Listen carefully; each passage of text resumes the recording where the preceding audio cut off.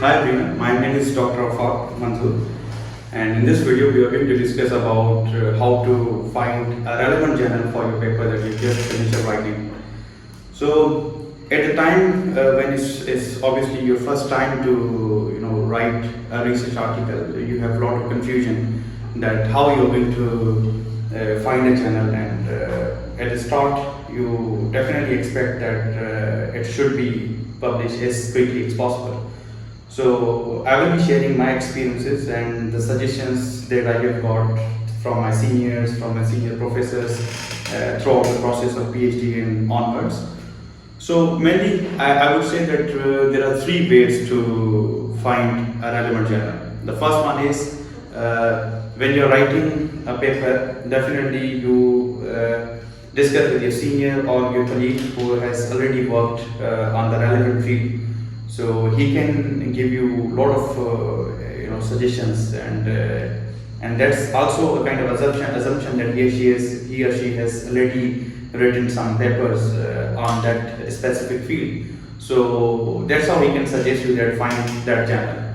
And why I'm recommending this, because one of my colleagues during my PhD studies, he used to do the same thing. So our one senior, he already worked on that topic, and my colleague, he used to work on the same. So he used to follow his recommendations. So before even he started writing a paper, he used to tell him that focus this journal. So that's how we used to do, and most of the time we used to be successful. So I think that really works because the experience of your seniors and colleagues, it really helps. So one straightforward process is obviously this one. So another one is you can see over here. So another one is when you write a paper, obviously you cite different works that are related to your studies. So normally a research article contains around 30 to 40 citations of different works.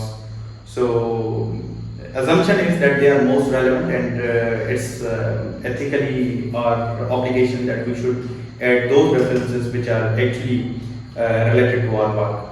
So that also gives a very helping idea that you can just target that journal, and that increases the chances of acceptance, because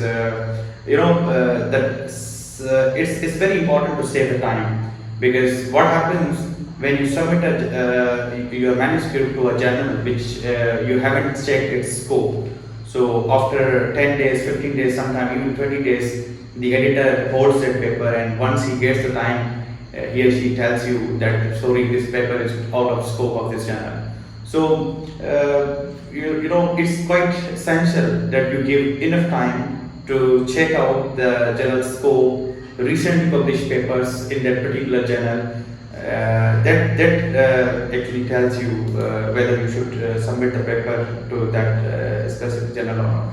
So the third one is quite interesting, and it's like using some tools which already some publishers provide us. So for example, you can just go on Google and just write Journal Finder, and there would be different links, means each publisher, like we have Elsevier, Wiley, Taylor and Francis, Springer. So these all different publishers, they are well-known publishers. They provide you their tools to search the relevant journal. So all they need is your paper title, abstract. So they will suggest you based on these two inputs the most relevant journals which specific publisher holds. So for example, I will just give you one example that we have this paper. We have this paper, and it is already published in International Journal of Mechanical Sciences, and I'm just telling you a kind of two approach how I followed while publishing this paper. So first I went to Elsevier publisher, and I copied and pasted that title and also the abstract of this paper when I finished writing of this paper.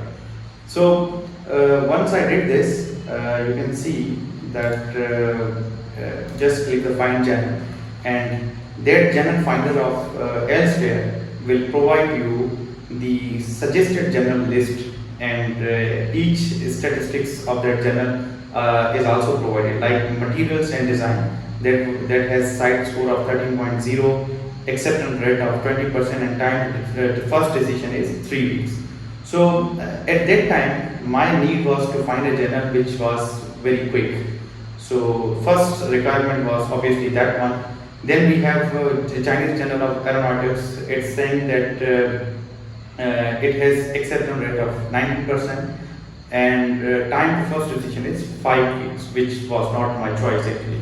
Then materials, today communications, as my paper was not focused on communication, so it was not short paper, it was normal regular paper, so that was not my choice. And another one was its impact factor was not that much high, which I thought that my paper deserves. So then we have material letters. Again, I was not focused on letters, and you can see the impact factor. Applied materials today, its impact factor was quite huge. I also knew that my work's worth it was not that much to compete 10 impact factor. This one you can see, International Journal of Mechanical Sciences. Its acceptance rate was quite low, 12%. Time to first decision is 1 week, so you can see it's quite quick in responding to your for the first decision.